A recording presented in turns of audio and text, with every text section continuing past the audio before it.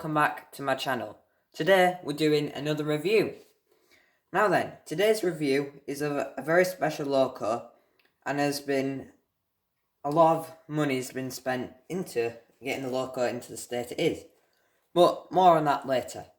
Today's engine that we will be reviewing is the Bachmann Class 57XX Pannier tank.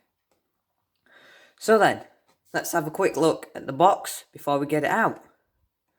So then, as we can see on the front, it says clearly here, Bachmann Branch Line Model Railways, Class 57XX. So this is the type of Pannier tank, because if you don't know already, there's quite a few variations of the Pannier tank. So there's the 57XX class of them, there is the 64XX, which I believe did auto trains, so were auto fitted. There was the 54XX, and etc. So then, well, if we just turn the box this way, as we can see on the end, it says Class 57XX Pannier Tank 5775 in BR Black Lake Crest livery. And this is an 8-pin DCC decoder socket inside the loco, which is quite good because these are a lot more common nowadays, or have been the most commonest one before Bachmann started to change them. But yeah, if we turn it to the back, as you can see there, if you want to read that, you are free to pause that. So this is the brief history on the Pannier tanks, which is one of the Great Western Railway's best locomotives they made, because they were just everywhere. They were used on shunting, passengers, and everything. And as it says here, on the late 1966, all had been forcibly retired, and several locos sold to London Transport in the mid-1950s to continue service until as late as 1971. 16 locos have been preserved. Now then, this is one of the locos that has been preserved, because if some of you people out there know that 5775 is the Pannier tank on the Keighley-Worth Valley Railway, which is a heritage railway near to me. And I have seen this. Sadly, it's not in the Railway Children's livery that we've got here, that it is in at the moment, but this is one of the preserved ones that it said in the brief history. Right then, let's get this engine out of the box and have a quick look before we get it on the layout. It's out of the box, and if we take a look at the side first, what we can see is we've got the nicely printed on British Rail Lake Crest, as it's clearly stated on the box. We also have the number plate here, saying 5775 again. That is also printed on along with the C, which I'm not quite sure what the C is. I think it's to indicate maybe some different types of things maybe in the cab, or different things this loco had. As we can see, we've got a lot of separately fitted detail from the brake rigging underneath. As you can see, we also have, I think these are metal handrails, although I'm not 100% sure, but they definitely are separately fitted. Now, as you can see, a lot more of moulded detail with pipe work, boxes and stuff on the side, and also the steps, as you can clearly see. And if we move our way to the back, we've got sprung buffers, as you can see here. Both of them are sprung. We've got the NEM socket. Oh, not focus. As you can see there, we've got the NEM socket, able to put your slimline tension lock couplings in, or any of your preference. We also have the vacuum pipe here, already fitted on the loco, and the lamp hooks all along the back. The coal isn't really that realistic, but we've grown to know that with Bachmann locomotives. But you are able to, I think you probably, if you wanted to, you can cut this out or add on top your own coal, make it look more realistic. Now, if we move to the front, yet again, separately sprung buffers on both sides, and your slimline tension lock coupling in the front with an M socket. Pipes, again, and vacuum pipes on the front, nicely done with the red for the buffer beam and the black for on-off. Sadly, there's no lamp irons on the front, which is a bit of a disappointment. I don't know why they're not there, but Bachmann just seemed to have not made them, or if I'm completely wrong, please do tell me in the comments. As you can see, it's got the number printed on the front as well, and the shed code, which is just there, which reads 86C, I believe. Focus. Yep. Printed on is the smoke box door. What they're called? Handrails, grips. I don't know. But yeah, as you can see, the handrail does go around here as well.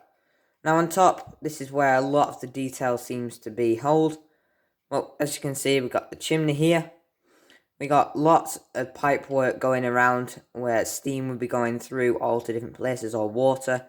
You can see here the water caps on both sides. The dome. You can even see the boiler sticking up. If we look at the side, you can't quite see it, but you can see where the smoke box is sticking up. As we move along, all these added on domes and everything.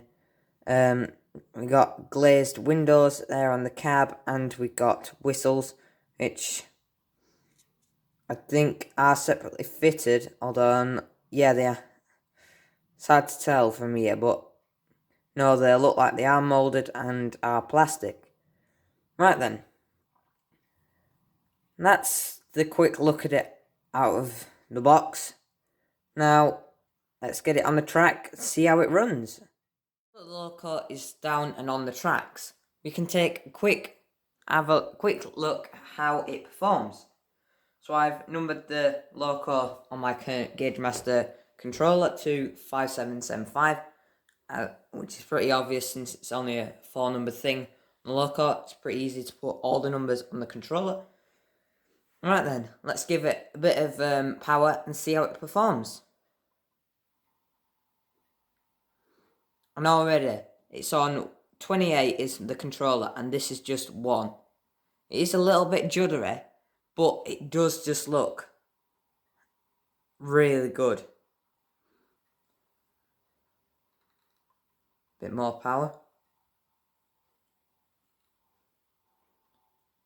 It's just so beautiful. The running is really outstanding on this loco. And Bachmann have done a superb job of it. As you can see, slowly just crawling backwards and forwards.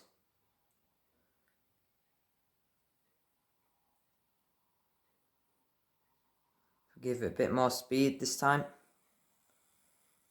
As you can see, you can get quite good slow and quicker speeds with this loco. Let's go a bit quicker this time. As you can see, the loco really does like to perform. Now if I bring it back into shot, I will show you what has really made this loco so expensive, because you're probably thinking when I said the expensive part at the beginning, you're probably like, but you can find these only for £100. And you're right, that is what I originally paid for this, because I bought this from Arcadia in Oldham, near Manchester, or in Greater Manchester and stuff, but I bought that from Arcadia Model Railways, which you can find in I'll leave a link in the description if you want to go to their website. But I recently found this website of several YouTubers called Roads and Rails, and they do sound fitting, or they can give you, or you can buy sound chips and they post it out to you. But I sent this away and got a few things added to it, and I got sound. So then, I'll show you the sound in just 1 minute then. Let's turn on the first sound, which is number 1 and is the general steam sound.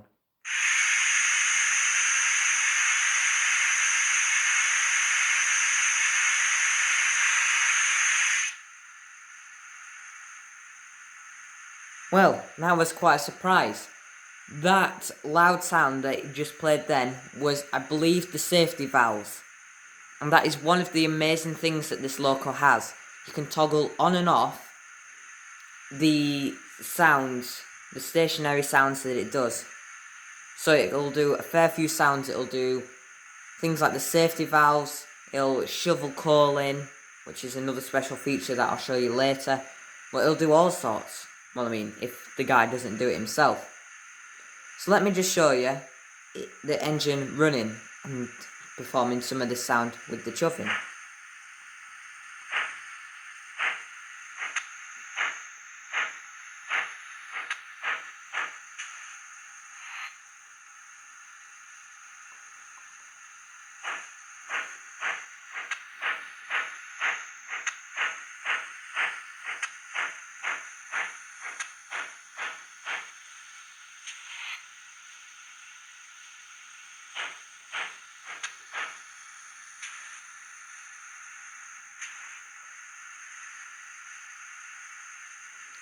So there was a little taster of the chuffing, which you'll hear more when I do a little running session at the end of this video.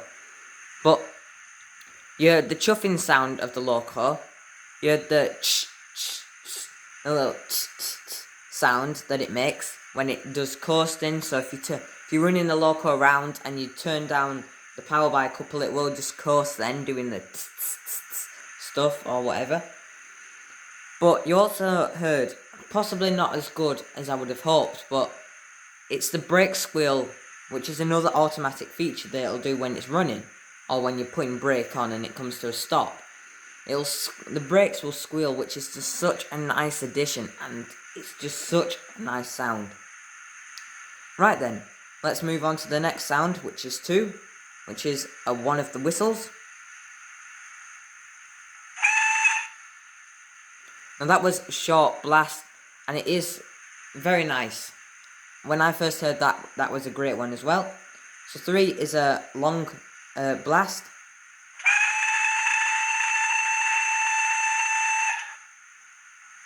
Yet again, another great whistle.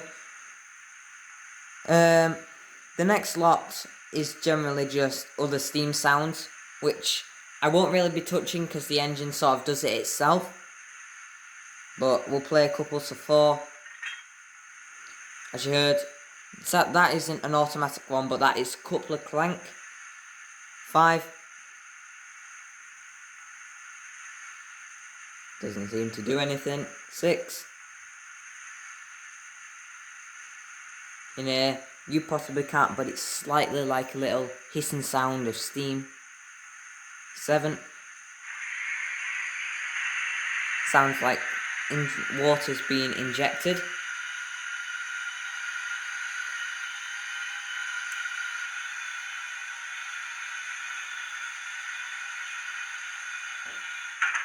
which is one of the features that it does do on its own.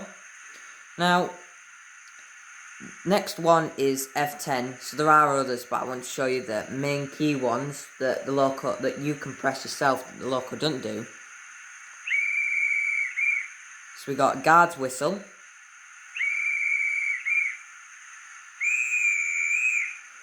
which, as you heard, I did press that 3 times because you can get a short whistle from because as you would know in real life, a guard's whistle is never the same.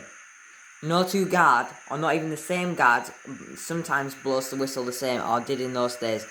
You'd always have different guards, the same guard, maybe do it a bit different every now and again, but it does higher pitches, lower pitches, and different short and longer lengths. And finally, the last one I want to end on before we do a bit of a running session is F12. It is firebox shoveling coal.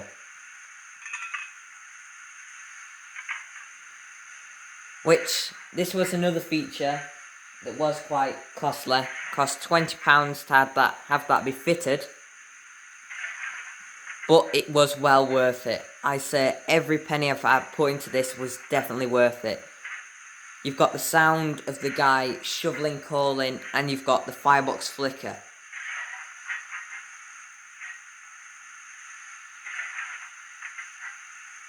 It's just amazing, and that is another feature that will be done automatically as well when it's stationary.